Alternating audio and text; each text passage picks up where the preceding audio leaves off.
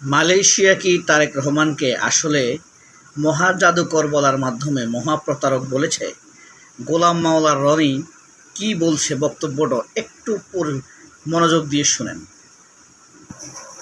আমার বন্ধু মহা জাদুকর মানে মহা ফাঁকিবাজ, আপনি বুঝতে পারলেন গল্পটা?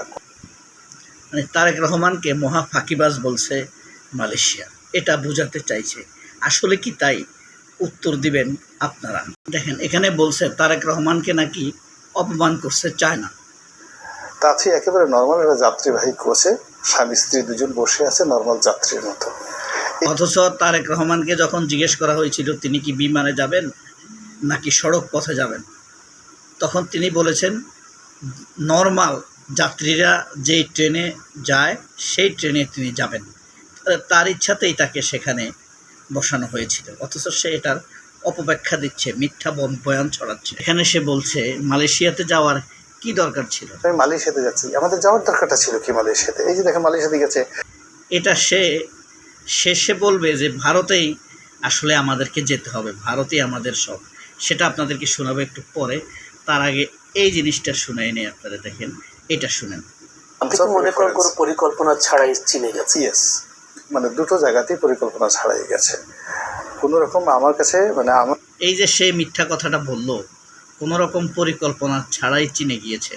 যদি পরিকল্পনা ছাড়াই চীনে যেত তাহলে বিডার চেয়ারম্যান, এই যে দেখেন আশিক চৌধুরী, সেখানে চীনের সেরা সবচাইতে ধনী রিচেস্ট 125 রিচেস্ট পার্সন, অর্থাৎ 125 জন ধনী ব্যবসায়ীর সাথে প্রেজেন্টেশন দিয়েছে। আপনি তারেক রহমানকে পছন্দ না করেন, কিন্তু মিথ্যা কথা বলার কি দরকার? পরিকল্পনা ছাড়া এমন 125 জন ব্যবসায়ীর সাথে কি প্রেজেন্টেশন দেওয়া সম্ভব? কোনোভাবে সম্ভব না। অথচ রনি বলল যে মিথ্যা কথা, পরিকল্পনা ছাড়াই তারেক রহমান চীনে গিয়েছে। এত কথা তারেক রহমানের বিরুদ্ধে রনি কেন বলল?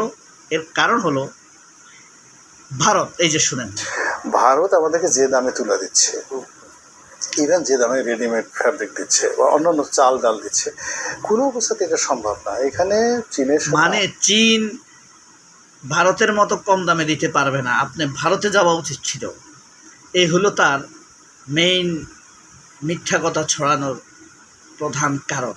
এত কথা বলে সে আসলে এই কথাটি বলার জন্যই এতগুলো মিথ্যা কথা বলেছে। যাই হোক, রনি বলছে পরিকল্পনা ছাড়া চীনে গিয়েছে, অথচ দেখেন তাদের পত্রিকা, মিথ্যাবাদীদের পত্রিকা যাকে বলে, বলছে সম্পর্ক এগিয়ে নিতে আগ্রহী চীন। এই যে ইন্ডিয়ান পত্রিকা প্রথম আলো কি বলছে দেখছেন? আচ্ছা, আমার দেশ দেখেন, আমার দেশ আরও স্পষ্ট করে দিয়েছে বিনিয়োগ সহযোগিতা সহ 13 সমঝোতা স্বাক্ষর সই। স্পষ্ট কথা, কোনো মিথ্যা কথা আছে? পরিকল্পনা ছাড়া গেলে 13টি সমঝোতা স্বাক্ষর কি সম্ভব হতো না। অথচ রনিরা আমাদেরকে মিথ্যা কথা বলতেছে, আমাদেরকে বিভ্রান্ত করতেছে।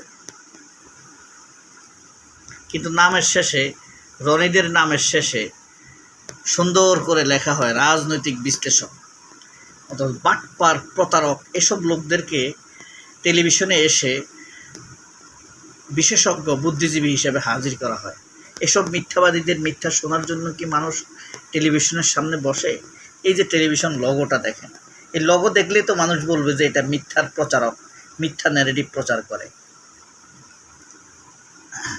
আচ্ছা, এরপরে দেখেন আমার দেশ তো দেখালাম আপনাদেরকে। সমকাল দেখেন, সমকাল কি মিথ্যা কথা লিখেছে?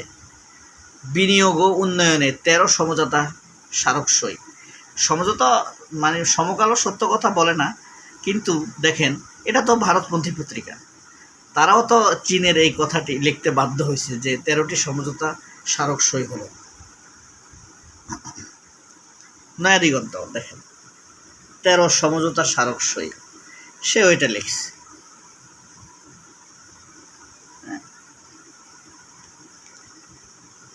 এরপরে দেখেন আপনি মানব জমিন, চুক্তি সই, ঢাকা বেইজিং রাজনৈতিক সম্পর্ক জোরদারে সমঝোতা। এটা হলো চীনের প্রধানমন্ত্রী, প্রেসিডেন্ট কিন্তু শি জিনপিং। আচ্ছা, প্রধানমন্ত্রীর সাথে ছবি দিয়েছে।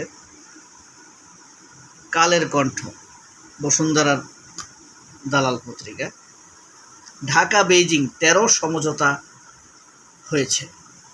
এগুলো কি গোলাম মাওলা রনির কথার সাথে মিলে? কিছুই মিলে না। এরপরে দেখেন, তিস্তার ঐক্যমত্য চালু হবে ম্যান্ডারিন ভাষা।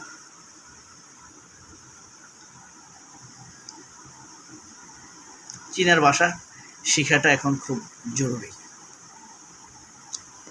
মানুষের ভবিষ্যতের জন্য। এরপর দেখেন, এই যে আরেক দালাল পত্রিকা বাংলাদেশ প্রতিনিধি, বাংলাদেশ চীন 15 চুক্তি সমঝোতা, 2টি সমঝোতা 13টি চুক্তি, মোট 15টি। এরা একসাথে লিখছে, বিভ্রান্ত হবার কিছু নেই। বাংলাদেশের এগিয়ে যাওয়ার প্রধান বাধা আইন শৃঙ্খলা। ষষ্ঠ মন্ত্রী অষ্টমন্ত্রী আইনমন্ত্রী, 2 ভাঁড় টাউট, এই 2টারে জুতা দিয়ে ফিটানো যাইত, তাইলে মানুষ স্বস্তি পাইত। অমূলক অপ্রাসঙ্গিক কথা বলে মানুষকে বিভ্রান্ত করছে তারা। দ্বিমুখী চাপে দেশের সিমেন্ট শিল্প। ব্রাজিল ফিরল সন্ধ্যার ছন্দে, ভেনেজুয়েলায় ভয়াবহ দৃশ্য, ভূমিকম্প হয়েছে সেখানে। মাঠে ফিরে হাসলেন কাঁদলেন নেইমার। দিন দুপুরে 4 খুন লক্ষ্মীপুর জেলার রায়পুরে।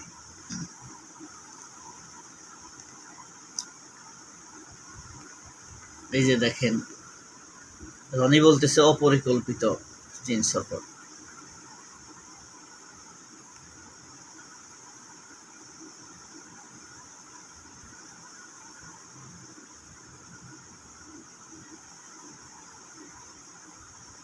কাকে চান স্বরাষ্ট্রমন্ত্রী হিসাবে?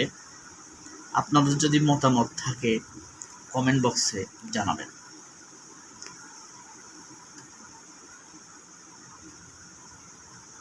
এই শয়তানকে চিনেন?